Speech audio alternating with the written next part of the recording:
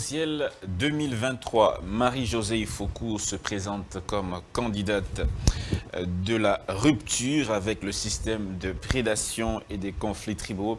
Elle est portée par son parti, l'Alliance des élites pour un nouveau Congo. Et puis le président de la République, Félix Tshisekedi, s'est entretenu avec la population de Kolwezi, au Lualaba. Au cours de son allocution, le chef de l'État a fait savoir, entre autres, je cite, c'est l'exploitation et la transformation qui permettent de créer les richesses et de l'emploi. Kolwezi et Lualaba deviendra l'Europe de demain. Justice, affaire Manga Tchouchou, le verdict est attendu ce vendredi 6 octobre 2023, après près de 7 mois de procès devant la haute cour militaire. Dans son réquisitoire, le ministère public avait requis la prison à perpétuité. L'élu du Nord Kivu est poursuivi pour participation à un mouvement insurrectionnel, détention illégale d'armes de guerre et trahison. Il est soupçonné d'entretenir également des liens avec le M23. Dédicé Sanga dépose sa candidature le samedi 7 octobre et présentera son programme une semaine après, annonce le bureau de son parti politique en vol.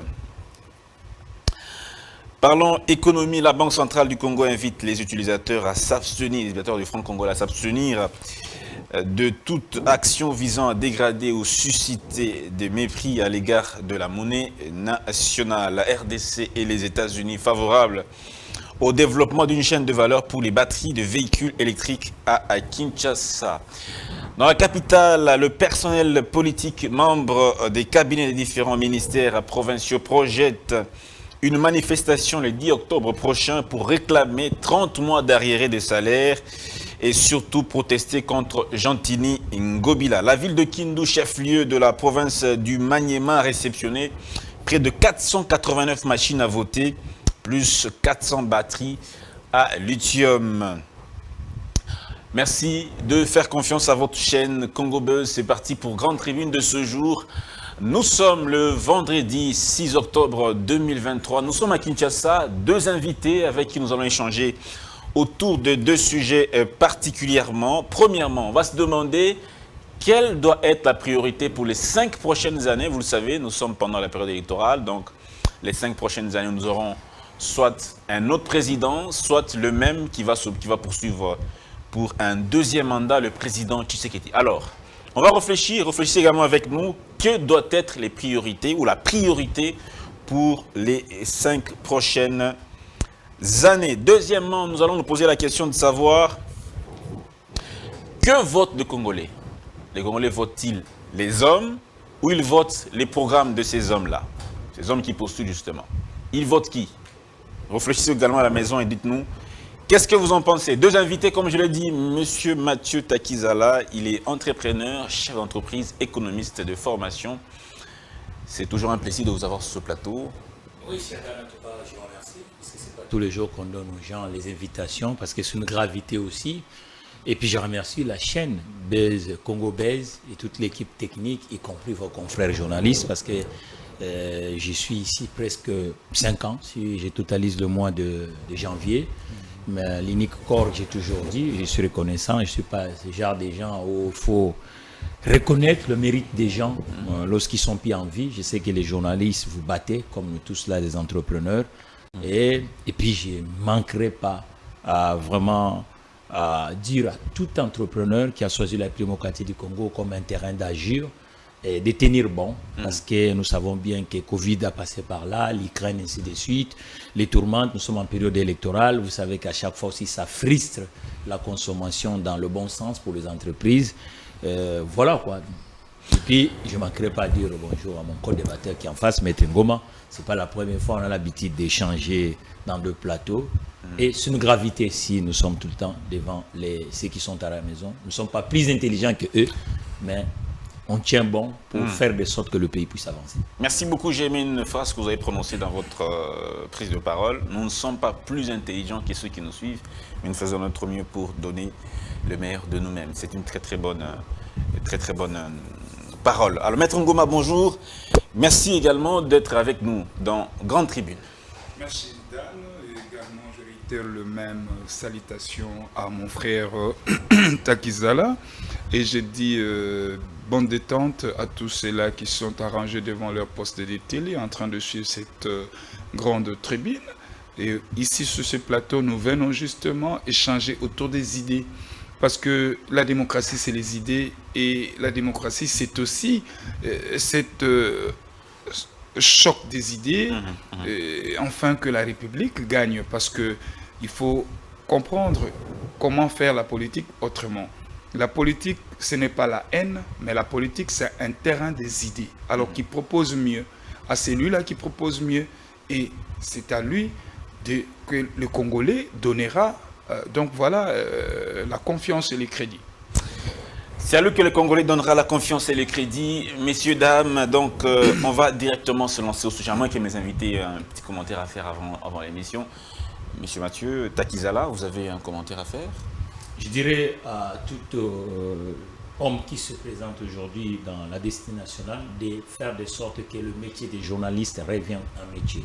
Parce qu'aujourd'hui, les journalistes accompagnent tout le secteur de la vie nationale, mais ironie du sort, ces secteurs, on n'arrive pas vraiment à créer comme un secteur économique. Donc, ces femmes et hommes ont étudié comme tout le monde.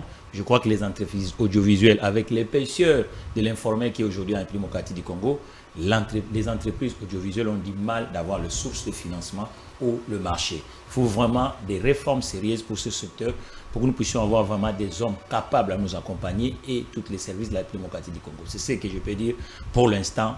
N'oublions pas, n'ignorons pas les journalistes. Il faut qu'on fasse tout candidat. Qu'est-ce qu'il va proposer pour les journalistes en République démocratique du Congo, le secteur de la communication et des médias? Merci beaucoup, Monsieur Mathieu Takizala, pour en tout cas ce soutien envers les métiers des journalistes. Nous sommes un métier qui est vraiment oublié, négligé, parfois minimisé. Nous sommes ceux qu'on injurie facilement, hein? Donc on n'y peut rien. C'est ça le métier. Entre-temps, il y a beaucoup de réformes à faire dans notre secteur de journalisme. Il y a beaucoup de moutons noirs, il y a beaucoup de personnes qui sont des parvenus. Et voilà, le visage du journaliste congolais laisse à déplorer quand même, on va le dire. Il faudra que les choses s'améliorent significativement pour que, en tout cas, ceux qui aspirent justement à faire ce métier le fassent aussi, parce que la relève doit être assurée demain. Voilà, Maître Ngoma, aussi un commentaire sur l'actualité? Oui, ça ne manque pas, ce n'est pas l'actualité, mais c'est un fait sociétal. Okay. Je parle du Kuluna, le phénomène Kuluna avec la délinquance juvénile. Aujourd'hui, je viens de comprendre que notre police est vraiment dépassée.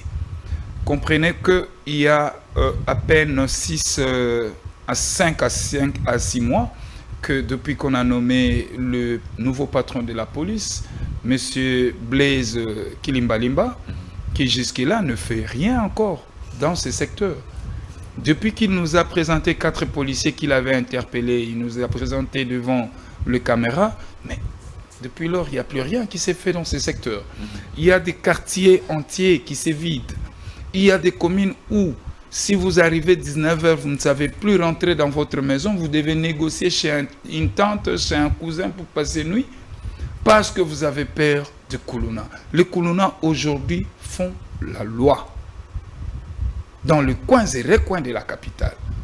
Et la police a la mission de protéger les concitoyens et leurs biens. La police est là pour faire respecter l'autorité de l'État. Et dans la ville-province de Kinshasa, l'autorité de l'État est quasi inexistante.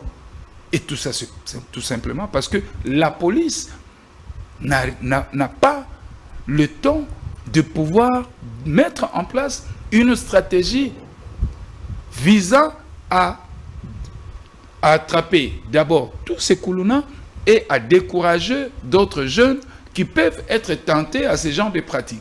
Et ici, j'interpelle le monsieur le général Blaise Kilimbalimba de faire bien son travail, de nous dire, quand il a été nommé, pour lui-même, quelles sont les sécurités, comment les priorités qu'il a mis dans ce secteur pour éradiquer ces phénomènes qui prennent de la hauteur. Vous voyez? Et donc, c'est cette... Et aussi, je ne saurais terminer. Quand je parle de la police, il y a aussi le ministre de l'Intérieur, qui a aussi un rôle à jouer, justement, pour doter cette police d'une logistique capable de les aider à mettre en musique leur politique. Et donc j'interpelle monsieur le VPM de l'Intérieur, Peter Kazadi, et Blaise Kilimbalimba, parce que l'insécurité est criante dans la ville de Kinshasa. Merci. L'insécurité reste criante à Kinshasa. Il faut des mesures, en tout cas appropriées, pour résoudre cette question qui mine la vie des Kinois. Et c'est une urgence. Alors, premier sujet, mesdames et messieurs, je l'ai dit tantôt, quelle est la priorité pour les 5 prochaines années? Mieux, quelles sont les priorités pour les 5 prochaines années? Ce sujet, pourquoi? Parce que nous sommes en pleine période de vote. Après, ça sera les 5 prochaines années qui seront commandées par un chef d'État et toute son équipe. Quelles doivent être les priorités? Monsieur Mathieu Takizala, je vous donne 6 minutes. Qu'en pensez-vous? D'abord, la priorité, c'est le réseau routier, la République démocratique du Congo. Nous sommes un pays aux 9 voisins. Normalement, on devait avoir 58 000 km. Et quand vous regardez, nous dépendons de toute la consommation venant des autres États parce que les déplacements à la République démocratique du Congo posent problème. Le pays est enclavé. Il y a des recoins du pays, vous savez, même maintenant, on est en période d'élection et ça coûte extrêmement cher, plus que les pays développés. Vous savez qu'un candidat, il faut avoir l'avion, il faut tout ça, les hôtels. Logiquement, même aux États-Unis, la libre circulation des biens et des hommes. Et en période de campagne, nous voyons que le candidat a besoin d'avoir que l'autocar. L'autocar se transforme en hôtel lorsqu'il arrive dans un coin. La deuxième priorité, c'est dans le terrain de l'énergie. Vous savez qu'aujourd'hui, l'énergie est vraiment un vrai problème à la démocratie du Congo. Là où on pêche le poisson, à des fois, il n'y a même pas le courant électrique. Et puis, l'eau, pour ce qui est la transformation, le feu. Les routes, oui, parce que l'énergie, les routes, l'énergie et l'eau. Et l'eau. L'eau, normalement. Les routes vont résoudre le problème de la mobilité. De tout ce qui est, l'échange commercial des biens et des services et des hommes. Ça veut dire que vous ne pouvez pas prétendre chercher le développement dans un pays où la libre circulation pose problème. Vous savez, dans notre pays aujourd'hui, on arrive pour aller à Butembo, on passe dans un pays limitrophe et on rentre. Pourquoi? L'absence des voies où les gens peuvent sillonner. Aujourd'hui, normalement, et à l'époque même coloniale, même les routes n'étaient pas bitumées, mais il y avait quand même les tracés cantonales avec les cantonniers de chaque entreprise dans des recoins de ce pays, et le pays n'était pas enclavé. On pouvait quitter de Kinshasa jusqu'à Lubumbashi. Aujourd'hui, c'est extrêmement difficile. C'est-à-dire que là, à part le national numéro 1, et puis quand nous construisons des routes d'âne, nous devons faire attention parce qu'actuellement, nous sommes en train de réhabiliter les infrastructures de route que nous avons aujourd'hui. Mais quand vous réhabilitez un acteur routier dans un coin où il y a de l'activité économique, il y a des habitations, logiquement, il faut vraiment faire attention. Il faut chercher la cartographie du coin. Quand vous prenez par exemple le tronçon, le seul boulevard que nous avons aujourd'hui dans la ville de Kinshasa, qu'est-ce qui se passe? Vous voyez que en temps normal, on croit comme si ce qu'on appelle petit boulevard ne sert à rien. Mais j'ai assisté hier à le spectacle désolant. Qu'est-ce qui se passe? Au niveau des 12e mairies, ils sont en train de faire un tronçon qui n'est même pas de 1 km. Et les gens minimisent. Or, nous avons un tanchi parce que mon frère a parlé tout à l'heure des Koulouna. Koulouna, c'est l'absence d'occupation des gens. Or, Mumbele, le seul coin de négoce, c'est le marché de Louza. Or, le marché de Louza, et lorsque les camionneurs viennent de Bandundu, du côté des plateaux de Bateke, ils passent du côté du Petit Boulevard pour prendre l'avenue et descendre de l'autre côté. Or, là, c'est genre de coins. Et qu'est-ce qui se passe? Dans des heures de pointe, maintenant les véhicules, tous se versent vers le boulevard Lumumba et il y en a qui perdent et qui vous allez voir le degré d'embouteillage. Ça veut dire que le nombre de temps que les gens passaient en temps normal en traversant le boulevard Lumumba de 18e jusqu'en première, maintenant c'est augmenté. La consommation d'essence, et nous analysons pas tout ça, mais nous voyons uniquement ces tronçons qu'on est en train de réparer. Donc il y a beaucoup de répercussions. C'est pour cela que vous voyez dans des économies majeures, quand on réhabilite le tronçon de route là où il y a l'économie, automatiquement, qu'est-ce qu'on fait? Ou on le fait la nuit, dans des aires où l'activité économique est déjà stoppée. Ou on alterne la chose pour permettre que l'on ne puisse pas frustrer l'économie. Parce que là, on n'a même pas 1 kilomètre, mais quand vous faites vraiment du point de vue économique, Cheikh Dan, ça friste. Imagine tous les commerçants qui sont dans le coin. Il n'y a plus d'activité. Mais ces commerçants, ce sont des agents économiques. C'est-à-dire qu'ils vont payer les agents, ils vont payer les taxes, ainsi de suite. Mais s'ils n'ont plus des entrées, c'est-à-dire que le système bloque. C'est-à-dire que, et puis, comment on peut commencer à chaque fois, Dan, on construit des routes? Imaginez des Matadi. La conséquence dans la durée peut être laquelle? Si aujourd'hui, toutes ces agglomérations-là deviennent enclavées, désenclavées plutôt, la conséquence sur le long terme, si on construit, on relie Kinshasa avec d'autres agglomérations qui environnent Kinshasa et même d'autres grandes villes qui sont dans le pays, qu'on les lie à d'autres petits centres de négoce, comme vous le dites, la conséquence dans la durée peut être laquelle? On va créer plus d'emplois, on va occuper beaucoup de gens, on va créer plus de ressources qui nous échappent aujourd'hui et on va éviter, par exemple, ce que mon compatriote déplore en ce moment, les jeunes gens sans repère social et qui se transforment maintenant en une menace pour la société. Ça veut dire qu'on va éviter la saleté, par exemple, dans des grandes villes, les bidonvilles. C'est-à-dire que l'arrière-pays aujourd'hui, pourquoi les gens se versent plus dans des grands acteurs comme Kinshasa, Lubumbashi? Parce que l'arrière-pays est abandonné. C'est-à-dire que lorsque l'arrière-pays est relié avec les grands centres de consommation, automatiquement, ceux qui sont dans l'arrière-pays, normalement dans tout le pays, c'est dans l'arrière-pays qu'on crée la production. Or,